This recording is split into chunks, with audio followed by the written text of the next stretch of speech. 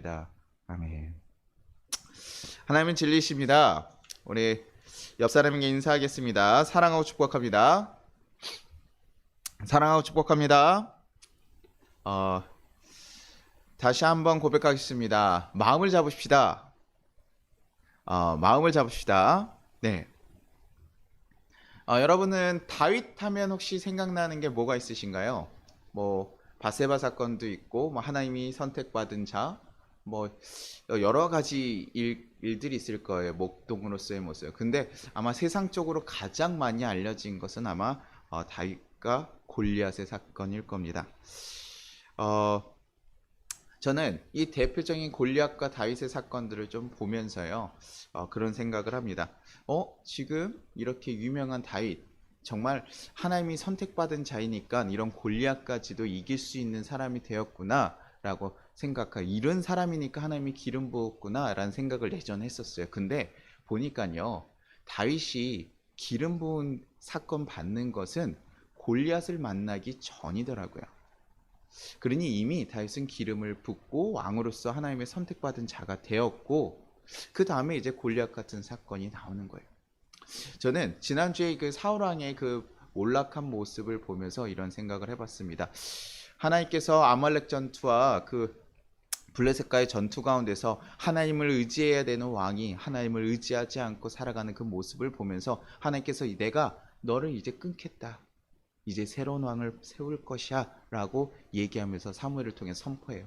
그래서 사무엘이 사실 이것을 전하고 굉장히 슬픔에 빠져 있습니다. 자신이 기름 부어서 세웠던 왕인데도 불구하고 그가 하나님 앞에 버림받았다는 사실에 너무나 속상해서 있었거든요. 근데 하나님께서 다시 얘기하는 거예요. 야, 걔가 기름 부을 왕이 있으니까 가라. 그러면서 이제 가서 사울이 새로운 왕을 찾는데요. 이제 궁금했습니다. 그 전에 하나님께서 세웠던 왕, 이제 그러면 다시금 세운다는데 하나님께서 도대체 어떤 기준으로 어떤 사람을 뽑을까? 어떤 사람을 뽑았을까? 분명히 사울에게 딱 기준을 얘기해줘요. 나는 외모를 보지 않아. 나는 중심을 볼 거야. 나는 그의 중심을 볼 거야. 그리고 나서 기름 부은 사람이 바로 누구냐면 다윗이에요. 그래서 제가 다윗의 어떤 부분을 보고 하나님이 얘기하신 중심, 어떤 모습을 보고 다윗을 뽑았을까 이렇게 살펴봤어요. 그런데요, 그 중심에 대한 언급이 전혀 없더라고요. 다윗이 어떤 마음을 가지고 있더라 이런 얘기를 하는 것이 전혀 없어요. 도리어요, 어떤 모습만 하면 그의 겉모습에 대해서만 얘기합니다. 사무엘상 16장 12절에 보면요, 이렇게 나와 있어요.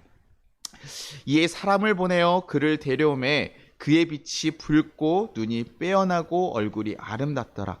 여호와께서 이르시되 이가 그니 일어나 기름을 부으라 하시는지라. 분명히 16장 7절에 이렇게 분명히 얘기했거든요. 한번 보겠습니다.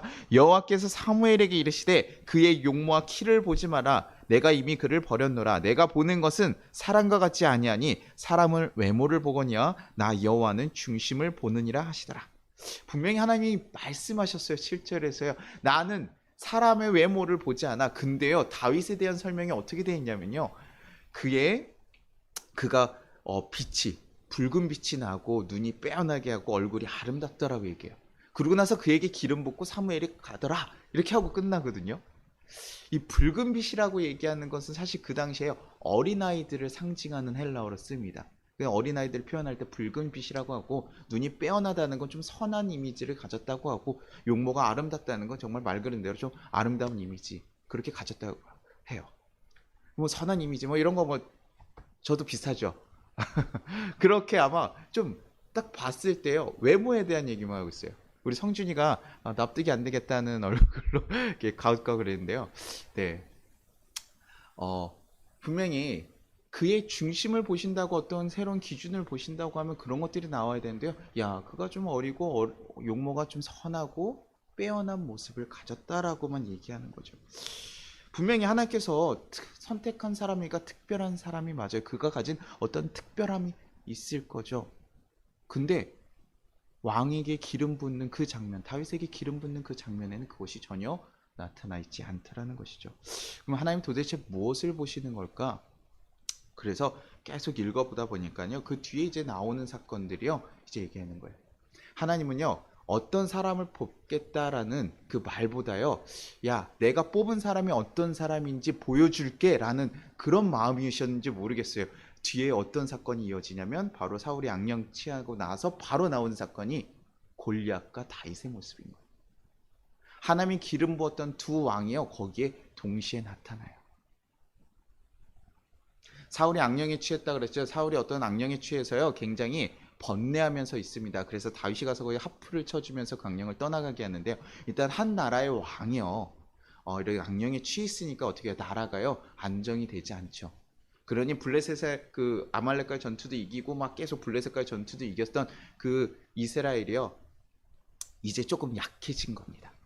약해지니까요, 지금 누가 쳐들어와요? 블레셋이 쳐들어온 거예요. 그 전에 그 믹마스백에서 이제 졌던 그 전투를 내가 다시 내가 복수하겠다 이러면서 지금 쳐들어오는 겁니다. 그 쳐들어온 상황도 어디까지냐면 소고까지 왔더라라고 했는데요. 이게 본인 유다 진영이거든요.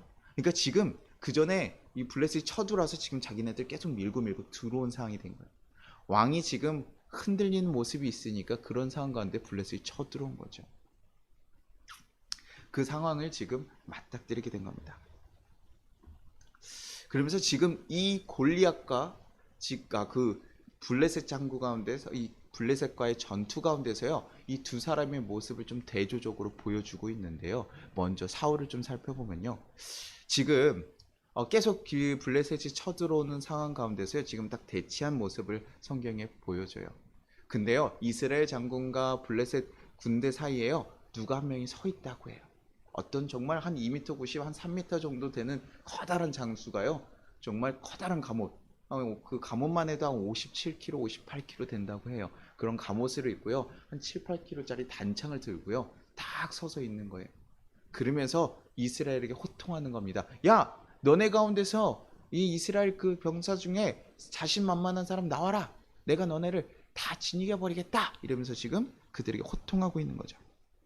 사무엘상 17장 8절에 그가 서서 이스라엘 군대를 향하여 외쳐 이르되 너희가 어찌하여 나와서 진열을 벌였느냐? 나는 블레셋 사람이 아니며 너희는 사울의 신복이 아니냐? 너희는 한 사람을 택하여 내게로 내려보내라. 야, 니네가 지금 왜 이렇게 꽁꽁 싸매고 지금 그러고 있냐? 우리 빨리 붙자. 니네가 싫어하는 블레셋 나고 너네 이스라엘 사울의 신복들 아니냐? 내 백성들 아니냐? 나와라. 나랑 대적하자.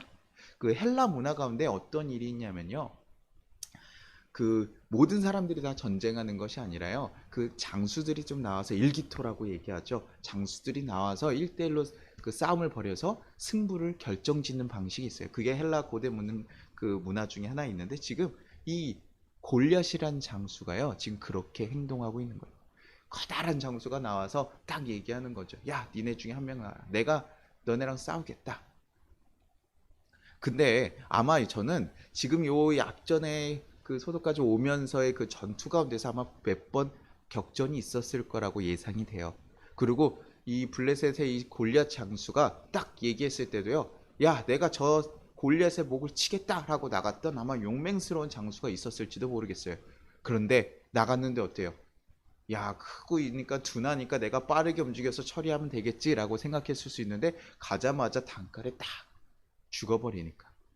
그런 용맹스럽게 나갔던, 자기네 군대에서도 잘 싸우고 잘했던 장수가 나가서 한 칼에 딱 죽는 걸 보면요, 그 사기가 확 꺾이겠죠.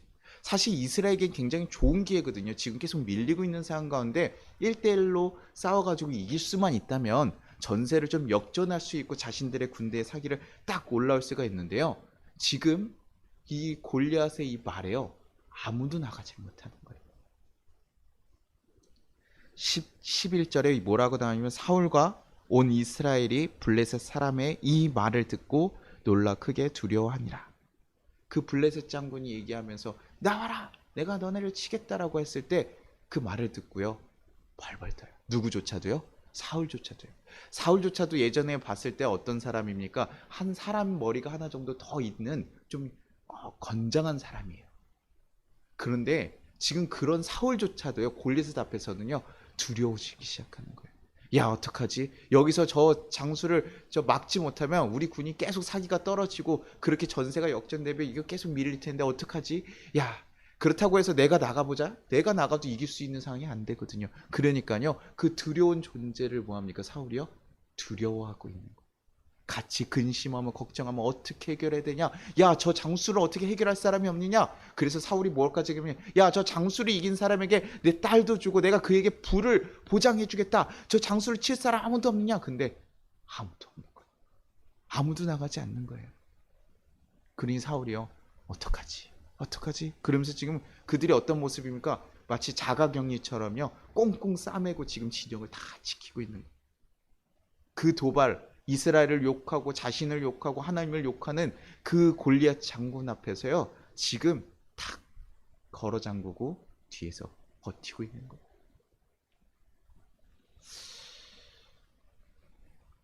하나님께 기름 부음을 받았던 사울이에요. 그리고 그 전에요. 블레셋과의 전투에서 자기가 정말 말도 안 되는 전투 가운데서 계속 이겨왔던 어떻게 보면 좀 경험이 풍부한 좀 그런 장수임에도 불구하고 그런 왕임에도 불구하고 지금 사울의 모습은 어떻습니까? 그 전에 싸웠을 때 이겼음에도 불구하고 지금 커다란 장수, 누구나 두려워할 만한 그런 장수가 딱 나타나기 시작하니까 또다시 두려움에 몸을 감추고 있는 거죠. 그런데요, 이때 누가 지나가냐면요, 다윗이 지나가요. 거기에 3명의 자기 형들이 거기에 있었습니다. 그래서 큰형과 셋째까지 딱 그 전투에 나가 있어서 지금 이새를 통해서 아마 음식을 좀 전해주라고 얘기한 것 같아서 떡과 이런 먹을 것들을 가지고 왔습니다. 근데요, 진영이 딱 군대 도착했더니요, 뭐 당연히 전쟁터야 어수선하죠. 근데 분위기가요, 굉장히 좀 그래요. 그래서 형한테 떡을 주고 이렇게 상황을 봤더니요, 사람들이 되게 위축돼 있고 그러면서 서로 얘기하는 거예요. 야, 저 장수만 어떻게 해결했으면 우리가 어떻게 해볼 만할 텐데. 야, 저 장수 이기면 돈도 주고 딸도 왕의 딸로 된다는 건 다음 왕이 될 수 있는 그런 기회가 된다는 건데. 야, 형 어떡하냐? 이거 저거 나갈 사람이 없는데. 그러면서 야, 그럼 네가 나가봐. 야, 저거 아까 나가서 누구 죽는 거 못 봤어? 단칼에 입만 쓰러지잖아. 저 사람은 어떻게 이겨? 막 이런 얘기들 하면서 있는 거예요. 다윗이 이걸 듣더니요. 야, 무슨 일이지? 정말 그렇게 지금 저 장수만 이기면 그렇게 됩니까? 아니, 지금 저 장수 보니까 이스라엘에서 계속 지금 욕을 하고 있는데, 아니, 아무도 안 나가는 거 제가 아무리 봐도 이상했어요. 근데 지금 저 장수만 치면 딸도 주고 부도 줍니까? 지금 그렇게 지금 물어보고 있어요. 사실 그 질문에 대해서 사람들이 이제 뭐 해석이 나옵니다. 어, 그 저거 다윗이 되게 그 돈과 그 자리를 탐해서 갔다라고 얘기하는 경우도 있더라고요. 그래서 다윗이 좀 이기적인 모습이 있다. 그런 욕심을 낸 자들이 모습이었다라고 하는데 제가 보기에는 그 부분보다는요. 조금 하나님이 그 자기에게 지금 기름을 부었잖아요. 그런데 기름을 붓고 나서도 사실 그거 한 거는 그냥 양치고 그냥 그 막내로서 살아가고 있어요. 어떤 거 갑자기 기름 부었다가 해서 갑자기 비단을 입혀서 끌고 간 게 아니라고. 사무엘이 기름 붓고 그냥 갔어요. 그러니 어린 이 다윗이요, 뭐, 야, 기름 부었다고 해서 뭐 부었다고 하는데 그냥 받았나 보다 생각하고 있었는데 지금 저는 이때 뭐라고 생각했을까? 야, 이게 기회가 아닐까? 하나님 주신 이유가 아닐까? 하나님께서 나를 이렇게 보내신 이유가 아닐까? 그렇게 생각했을지도 모르겠다라는 거예요. 아, 자신을 왕으로 부르는데 왕으로 갈 수 있는 기회가 아닐까라고 생각하면서 한번 물어보지 않았을까라고 더 저는 생각이 들어요. 왜냐하면 뒤에서요 뭐라고 하냐면요 17장 26절에 이런 식으로 얘기를 합니다. 다윗이 곁에 서 있는 사람들에게 말하되 이르되 이 블레셋 사람을 죽여 이스라엘의 치욕을 제거하는 사람에게는 어떠한 대우를 하겠느냐? 이 할례 받지 않는 블레셋 사람이 누구이기래 살아계시나 하나님의 군대를 모욕하겠느냐? 그 대우에 대해서 물어보지만 분명히 뒤에서 얘기하거든요. 야, 저 사람 뭔데 할례도 받지 않은 저 일개 한낱의 장수가 지금 하나님을 모독하냐? 그러면서 그런 얘기를 하고 있는데요. 이걸 누구한테 걸리냐면요. 큰형 엘리압한테 걸려요. 그냥 떡 주고 가는데 다윗이 그런 걸 보고 있는 거 보면서 지금 야, 너 지금 뭐 하는 거야? 형, 제가 지금 쳐들어가서 저 장수를 잡겠습니다. 라고 얘기를 하니까요. 지금 어린 동생이 와서 그러니까요. 뭐 형에 대한 걱정스러운 마음이었는지 지금 뭐 그렇게 하면서 크게 호통을 내요. 야, 지금 전쟁이 장난인 줄 알아? 야, 너 지금 네가 양치면서 곰도 잡고 사자도 한번 잡았다 그래서 아주 교만해가 지금 저 장수 앞에 가는데, 야, 우리나라 이스라엘 그 어느 장수도 저 사람 지금 당해낼 수 있는 사람이 없어. 근데 고작 네가 하겠다고? 너 임마 교만한 건 내가 알고 있었지만 정신 차려. 야, 돌아가. 이렇게 얘기하는 거예요. 근데요, 다윗이요. 다윗의 분위기는 좀 달라요. 뭐라고 했냐면 내가 아무 이유 없이 왔겠소? 내가 아무 이유 없이 왔겠소? 그러면서 사울에게 진짜로 나아가 버렸어요. 그러면서 얘기합니다. 사무엘상 17장 32절에 다윗이 사울에게 말하되 그로 말미암아 사람이 낙담하지 말 것은 주의 종이 가서 저 블레셋 사람과 싸우리이다 하니. 지금 낙담해 있고 걱정한 사울 앞에 가가지고요. 지금 어린 다윗이 가서 얘기하는 거예요. 내가 저 사람과 싸우겠습니다. 주의 종, 주의 종, 하나님의 종인 내가 가서 저 사람과 싸우겠습니다. 하나님 모독하는 저다. 내가 가서 싸우겠습니다. 그리고 우리가 알다시피 뭡니까? 뭐 어떤 감옷 걸치지 않아요. 어떤 감옷 가지지 않고 물맷돌 하나 들고 가서요. 골리앗과 딱 마주쳐서 그에게 어떻게 해요? 휙휙휙 돌려서 팍 그의 이마에 딱 그 물맷돌이 맞아지고 골리앗이 쓰러지고 그리고 그에게 가서 그의 칼로 꺼내서 그의 목을 잡는 거예요.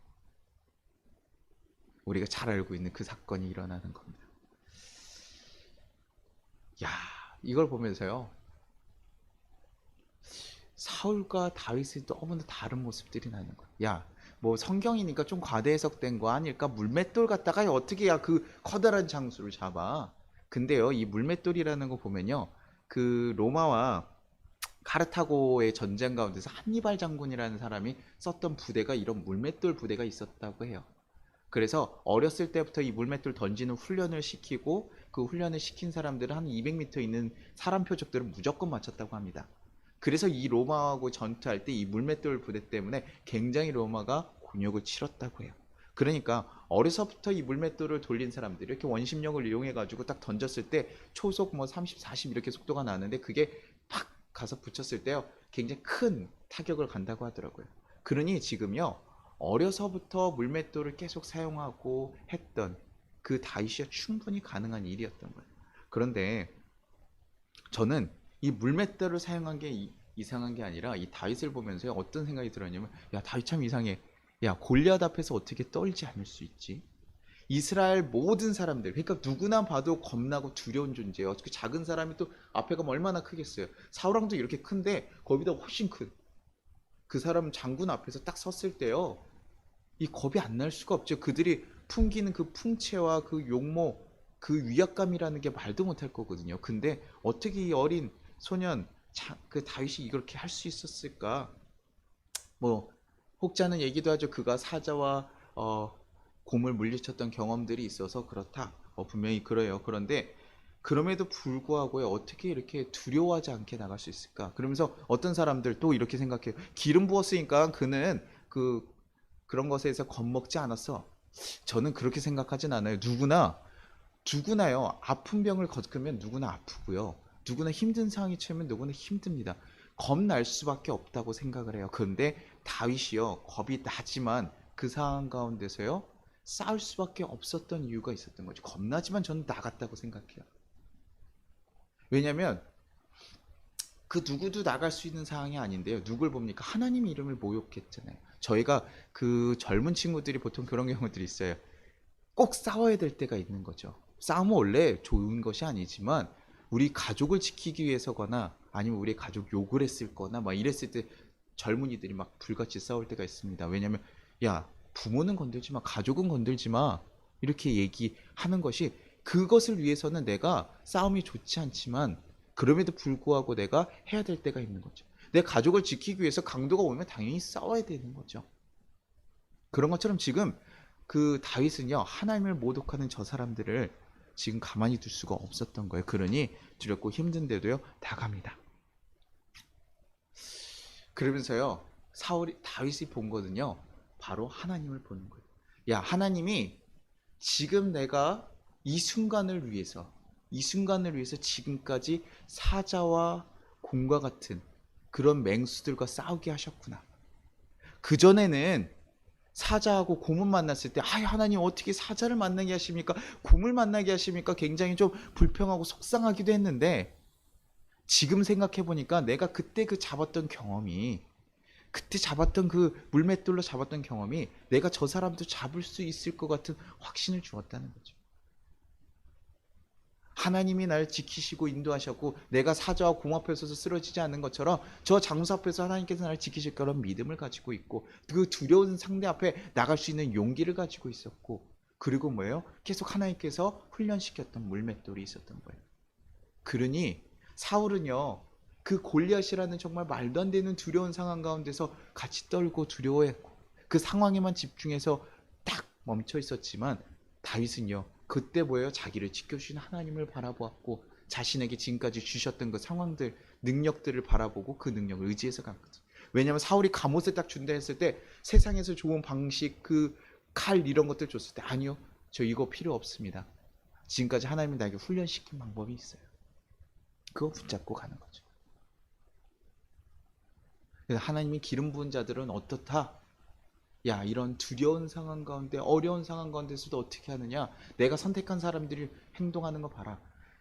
세상을 보고 그 두려운 것에 매여가지고 두려워하는 사람이 아니라 내가 기름 붓고 내가 부은 사람은 이런 두려운 상황 가운데서 하나님을 보고 자신의 그 주어진 그 하나님의 능력들을 의지해서 걸어가는 사람이 내가 왕으로 세울 사람이야. 그러니 다윗이여 리더로서 언제나 그 하나님을 따라 살아가는 그 모습들을 보여주는 거. 그 중심이 정말 하나님을 바라보고 하나님의 그 경험들을 의지하면서 갔던 거. 그것이 있는 사람, 그 사람이 하나님의 기름 붓는 사람이더라고요. 제가 얼마 전에 청년들을 좀 만나서 이렇게 얘기를 하는데요. 어떤 친구가 저한테 얘기합니다. 목사님, 지금 차별금지법이요. 눈앞에 바로 코앞이래요. 그러니까요. 지금 얼른 그 사람들 그거 진행시키는 그 정당도 뽑으면 안 되고요. 그 사람들 막아야 되고요. 저희가 어떻게 법적으로 싸워서 막아야 된대요. 그래서 그래 그렇게 달란트 있는 분들이 잘 하시면 좋지. 근데 뭐 내가 뭐 할 수 있는 건 없을 것 같아 이랬더니 제가 요 말을 했더니 제가 굉장히 그게 좀 그랬던 것 같아요. 많은 사람들이 그렇게 생각하는데 목사님 하실 수 있어요. 목사님도 하실 수 있고 이거 하셔야 돼요 라고 얘기를 하길래 제가 얘기했습니다. 그런데 분명히 차별금지법에서 우리 목회자들을 불편하게 하고 교회를 핍박하는 그런 모습들이 있는 것도 사실이야. 그런데 나는 그거보다 더 본질적인 게 있는 것 같다. 지금 그런 핍박이 만약에 우리에게 온다고 하면 우리가 막을 수 있는 것은 아닌 것 같아. 그런 커다란 흐름을 우리가 막을 수 있지는 않다. 근데 더 중요한 건 뭘까? 우리가 그렇게 하나님께서 핍박하고 어려운 상황이 된다고 하면 우리는 정말 하나님 앞에서 바르게 설고 있는가? 이것도 고민해야 되지 않을까? 우리가 차별금지법에 대해서 뭐 어떤 의견들을 내고 거기에 있는 대부분은 또 좋은 내용들이 있어요. 그러나 교회에 대해서 해당되지 않는 법들이 있거든요. 교회를 굉장히 핍박할 수 있는 법들, 좀 역차별적인 법들이 있어요. 이것을 우리가 같이 조율하고 싸워갈 게 아니라 무조건 안 된다고 반대하고 있거든요. 그러면서 얘기하는 게 이것을 밀어붙이는 그런 사람들 다 뽑으면 안 된다. 다 뽑으면 안 되고 그런 사람들 하면 안 되고 우리가 그렇게 깨어서 해야 된다. 야, 그게 아니라 우리가 의지해야 될 것은 하나님 아니야. 그 사람들이 차별금지법을 진행해서 우리가 정말 핍박을 받아서 우리가 이렇게 예배할 수 없게 되더라도 그렇다 해서 우리가 예수를 버리지 않지 않냐. 우리가 해야 될 것은 뭔가 하나님 앞에서 어떤 모습으로 하나님께서 있기를 원하시는가를 고민해야 되는 것이 아니냐. 하나님께서 이스라엘 그 주위의 나라들을 열방들을 들어서 이스라엘 치실 때요. 많은 사람들이요 그 열방만 바라보고 우리 이제 죽겠구나 생각했지만 하나님께서 바라셨던 것은요. 하나님을 바라보기를 원하는 이스라엘 백성을 보고 계셨다. 하나님이요. 이스라엘 백성들이 다시 여기 회개하고 돌아서서 하나님 앞에 바로 섰을 때는요. 그 열방도 다시 걷어가셨어요. 그러실 수 있는 능력이 충분히 있는데 우리는 주를 믿는다고 하면서도요. 야 우리를 핍박하고 내가 지금 생존권이 문제가 되면요. 그것에 안달복달해가지고 하더라고요. 이 본질 얘기를 했더니요. 오빠 맞죠? 본질 맞아요. 그런데요 목사님 너무 지금 앞에 와 있어요. 너무 코앞에 와 있는 거예요. 문제가 되는 거예요. 그래 그거 달란트 있는 사람들이 하게 맡기고 내가 할 수 있는 일을 해야지. 우리 기독교도 지금 하나의 의견을 내지 못하고 지금 이렇게 부족한 모습들 성장만을 바라면서 가서 이렇게 하나님 앞에 몰매 맞는 모습들이 있다면 우리가 지금 먼저 회개하고 돌아서서 바뀌어야 되는 것이 먼저인데 지금 급한 일이 있다고 그렇게 급한 일이 있다고 그것에 걱정하고 두려워서 하는 모습들을 보게 되더라고요. 급한 일일 수 있습니다. 그리고 지금 이념 간의 갈등 뭐 이런 문제들에서 이 세상에서 사실은요, 기독교인들이 크리스천으로 살아가기 너무나 어려운 일들이 많죠. 또 우리가 개인적으로 우리를 두렵게 하는 너무 골리앗 같은 일들이 이 세상에는 많이 있죠. 그런데 그때 우리가 하나님의 기름 부은 자로서, 선택받은 자로서 우리가 해야 될 일은 무엇입니까? 하나님을 보는 거예요. 하나님 마음을 깨닫는 거예요. 하나님을 인해 움직이는 거예요. 현상과 그 두려움, 골리앗을 보면서 두려워서 떨면서 탁 마음을 닫는 것이 아니라 주님이 주시는 마음으로 내가 그 두려움을 이겨나가는 것이 우리 그리스도인들이 해야 될 일인 것이죠.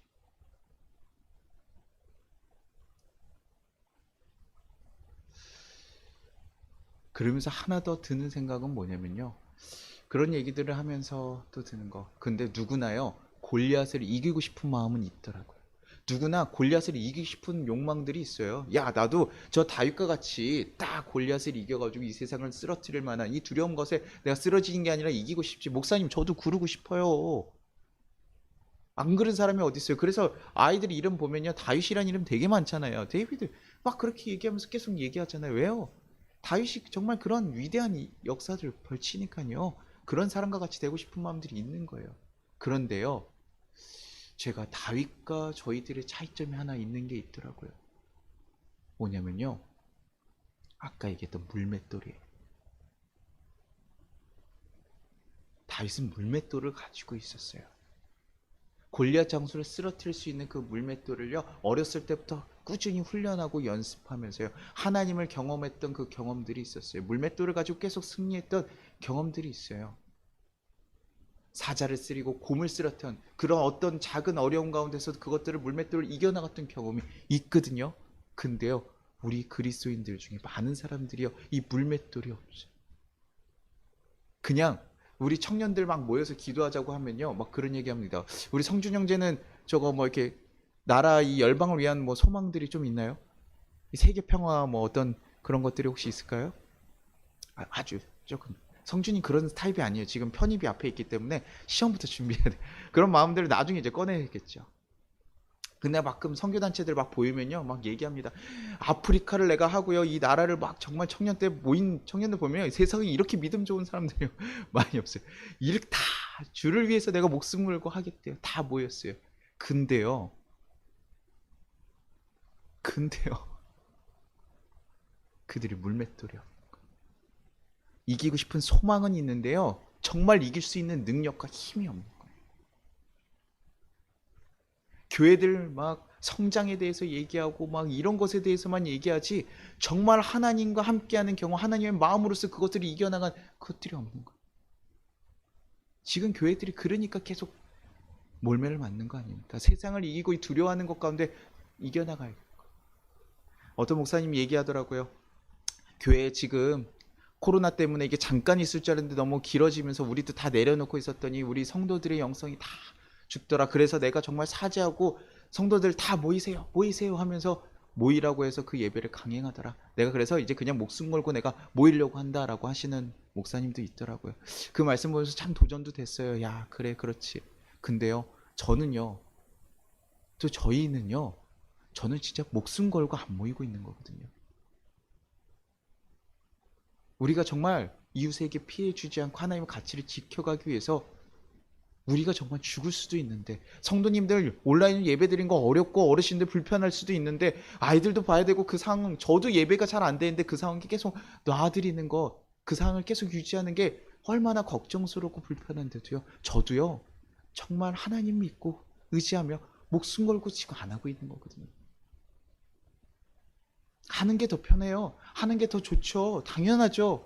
하는 게 더 좋을 수 있지만 이 코로나라는 상황 가운데 우리가 그리스도인으로서 어떻게 해야 될까 고민하고, 그래서 제가 가진 것으로 제가 할 수 있는 것을 그것을 지금 달려가고 있는 거예요.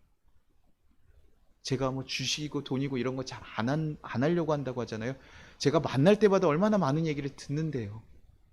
그런 거 재능 있으면 해야지, 해야지. 아니, 내 것을 내려놓고 하나님 의지하는 거 걱정돼요, 두려워요. 그런데 내려놓는 거예요.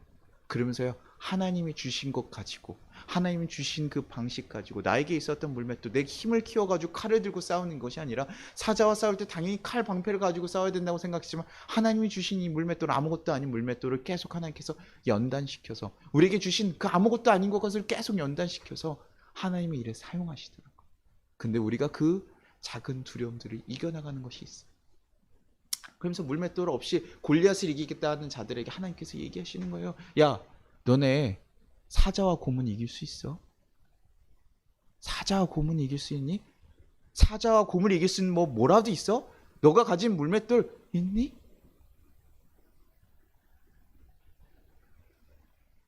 하나님께서는요, 자기에게 주어진 것 그것을 의지하고 오롯이 그 물맷돌로 사자 잡을 때 어떻게 했어요? 다윗이 안 두려웠겠습니까? 두려웠죠. 그런데요, 다윗이 하나님, 나를 이끌으실 하나님을 의지하면서 자기가 가진 것으로 최선을 다하고 싸우고, 그 가운데서 하나님께서 이끌으시는 그 경험들을 계속 해가고, 그렇게 하나님과 계속 그런 긴밀한 관계들, 하나님께서 어떤 존재시구나를 다시 계속 경험하고 가니까 어느 상황에 가서도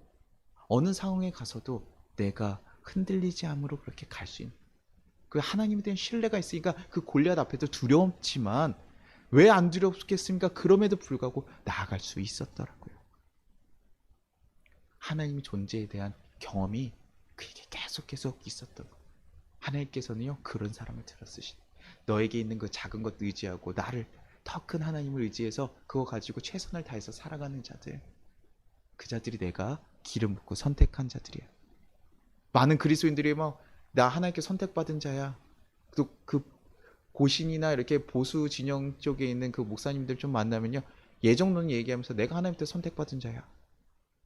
그렇게 얘기하면서요, 막 얘기하지만 선택받을 만한 거 저희가 한 거 없거든요. 선택받은 자만큼 뭔가 할 거 없거든요. 근데 그것에만 그냥 선택받고 나는 이길 거라고 생각하면서 그냥 살아가요. 아니요, 하나님께서 주신 것들이 있어요. 그것들 우리 감당해야 됩니다. 해야 됩니다.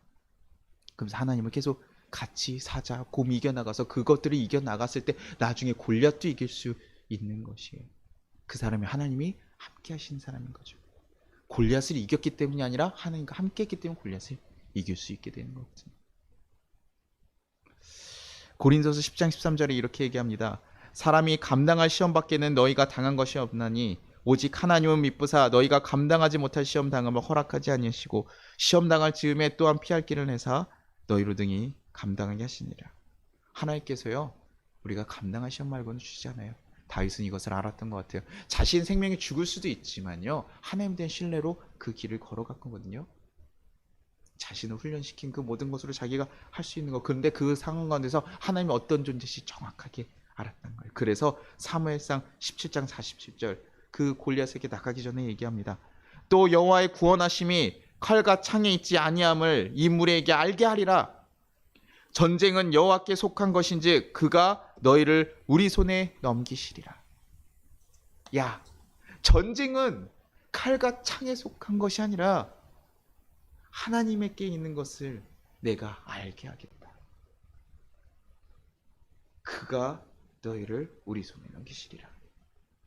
하나님께서 그를 우리에게 넘기실 것을, 그거 봐라, 내가 그거 위해서 가겠다. 우리가 이 세상 살면서 우리를 지켜줄 수 있는 스펙, 어떤 재산, 보물, 이런 것들을 모으면서 그것들을 가다가 그것이 해결되지 않는 어떤 정말 또 커다란 블레셋도 아니고 정말 골리앗 같은 두려운 상황이 오면 우리는 다시 한번 하나님을 놓치고 두려워하는 모습들을 보일 때가 많은데, 그런 사울과 같은 모습이 아니라 주께서 원하시는 것은, 야, 그것에 관한 모든 건 누구에게 속한 것이다? 나에게 있는 것. 칼과 창이 아니라 나에게 속한 것. 내가 너를 지키실 거야. 내가 너를 지킬 거야. 그러니 말도 안 되는 일이지만 가라. 그 길을 가라. 젊은이들 스펙? 아니요. 중장년들 집, 재산? 아니요. 60세, 70대 어르신들, 저희 어르신들 같은 경우 건강이 우리를 지켜주는 것이 아니에요. 하나님이 지켜주시니까 우리가 건강할 수 있는 것이죠. 우리의 삶을 인도하시는 분이 바로 하나님, 그리고 예수님이에요. 그 예수님과 그 하나님을 믿는 것, 그것이 바로 그리스도인.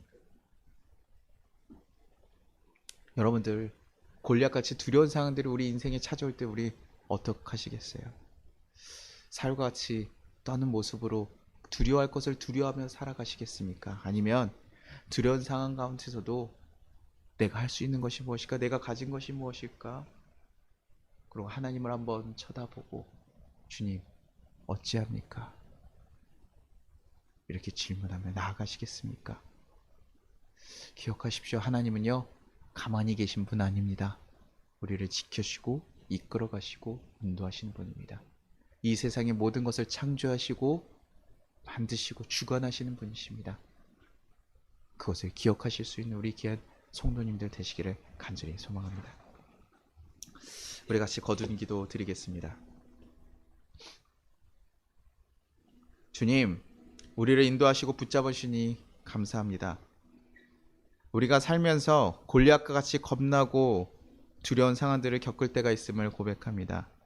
저희의 마음이 두렵고 손이 떨리고 몸이 떨리는 그 모든 상황 가운데서 우리의 손을 잡아주시고 주의 길로 인도하여 주시옵소서.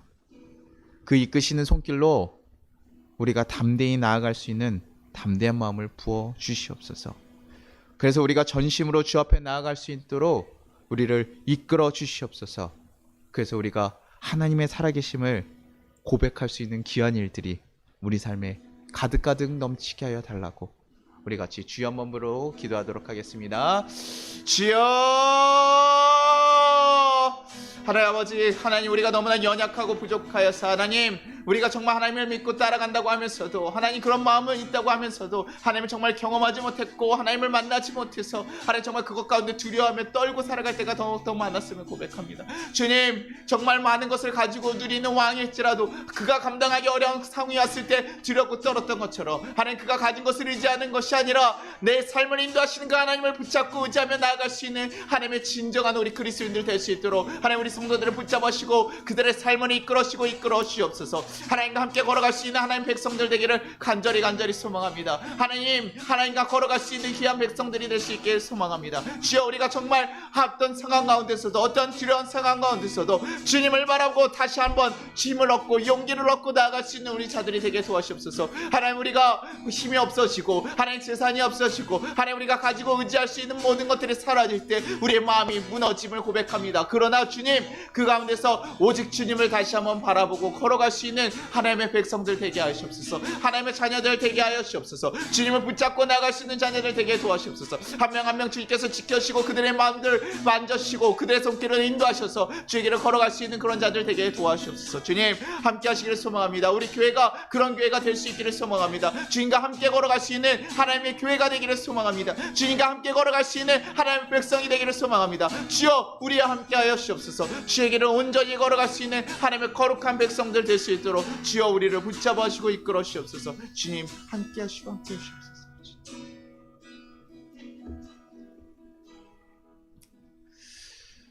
주님, 감사합니다. 우리가 주님을 믿는다고 의지한다고 고백하면서도 우리 앞에 사자가 나타나고 곰이 나타나고 골리앗이 나타날 때마다 두려워하고 떠는 모습만 보였음을 고백합니다. 주님, 우리가 그 모든 두려움 가운데서 그것을 두려워할 것이 아니라 정말 그 가운데 하나님을 바라볼 수 있게 하여 주시옵소서. 그래서 이제는 그 두려운 것을 이겨나가며 하나님을 하루하루 더 경험하는 자들이 되게 도와주시옵소서. 주님, 우리가 주님께 나아갈 수 있는 강한 마음과 용기를 부어 주시옵소서. 그리고 주님이 주신 것, 하나님 내가 가진 것 아무것도 아니다라고 생각하는 것이 아니라 주님이 주신 그 물맷돌을 잘 간직하고 하나님 훈련하여서 정말 주님께 드려질 수 있는 귀한 삶들이 되게 도와주시옵소서. 주님, 제가 연약했습니다. 제가 부족했습니다. 내가 어려울 때마다 하나님 걱정하고 두려웠습니다. 그러나 주님, 다시금 주님 앞에 나아갈 수 있는 귀한 삶들이 되게 도와주시옵소서. 주님, 우리 교회가 아직 작고 부족한 것들이 많고 하지만 하나님, 정말 하나님의 마음을 담고 갈 수 있는 교회가 되게 하시고 우리 성도들이 이 거대한 골리앗 같은 상황 가운데서 두려워하고 좌절하는 것이 아니라 그것을 온전히 이기고 승리하며 그 모든 삶을 하나님 정말 하나님 보시기에 귀한 삶으로서 그리고 이웃들이 보기에 정말 귀한 삶으로서 흘려보낼 수 있는 귀한 백성들이 되게 도와주시옵소서. 주께서 함께 하시고 하나님 우리의 삶을 온전히 주관하여 주시옵소서. 감사드립니다. 오늘도 우리와 함께 하시고 역사하심이 감사드리며 예수님 이름으로 기도드리나이다. 아멘. 같이 주기도문 하겠습니다. 하늘에 계신 우리 아버지여, 이름이 거룩히 여김을 받으시오며 나라가